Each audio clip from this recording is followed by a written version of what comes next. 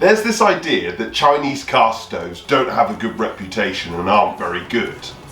This is the Bignut 5, and it's the end of that idea. Please like and subscribe.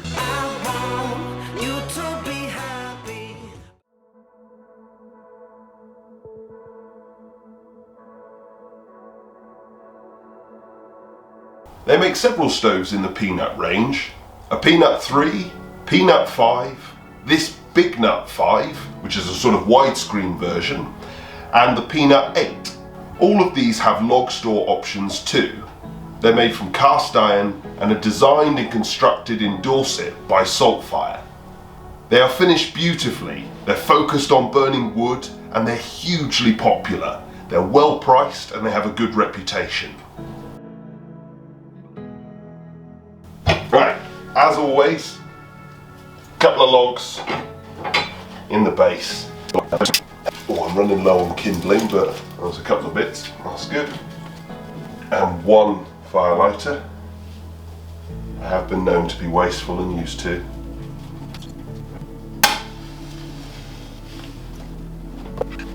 All the vents are open. It was all up to temperature in 21 minutes. One of the minor issues you get with this stove is you can't remove the DEFRA kit, so you don't have quite so much control, but it does mean that they are always clean. They're obviously DEFRA approved and eco-design, and this particular one runs at over 80% efficiency. No spillage of smoke coming into the room, so that's good.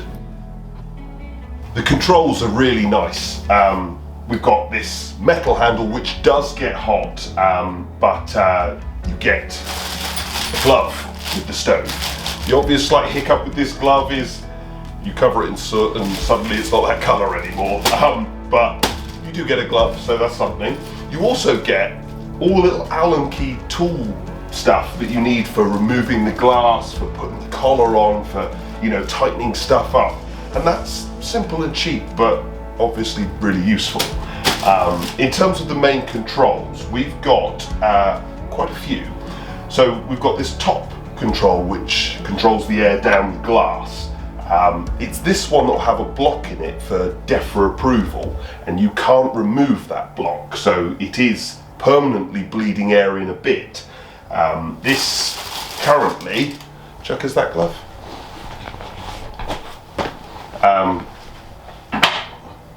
So that's it fully shut down. If we shut all the vents, it's not tremendously controllable, but that is because of that DEFRA kit.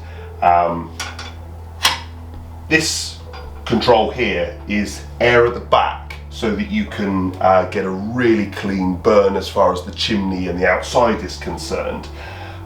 This one obviously is for cleaning the glass. The final one is this lower one here, and this is like a sort of, you can see here, it's like a sort of riddling system for opening the grate and allowing the ash to fall down. But it also, if you open this vent on the ash pan itself, then it becomes a sort of lower air vent for getting the fire going when you're lighting it. Unless I was getting the ash down or lighting the stove, I'd have that closed. We test fuel economy by getting the stove up to operating temperature and then burning a single net of kiln dried logs on it whilst maintaining operating temperature. This is obviously a real world test, so there is some variation, but we got it to run for between 8 and 10 hours on a single net. The larger models, even with this DEFRA kit installed, if you use my hamster technique, you can see a video here, you can get them to run overnight, but they're not built with that in mind. It was genuinely these stoves that forced me to look again much more closely at Chinese made stoves. I'm not a huge fan of that ash pan and the little setup with the extra air vent, but I really like the branding, I like the finish, the way it's put together, the look of it, the price of it. I'm a big fan. For a lot of people, the idea of a Chinese-made stove is a concern.